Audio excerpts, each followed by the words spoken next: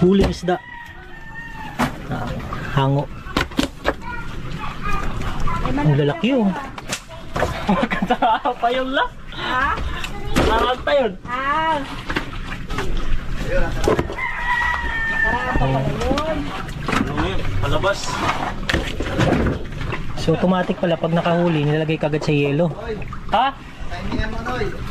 Kaya nga eh. Yan oh.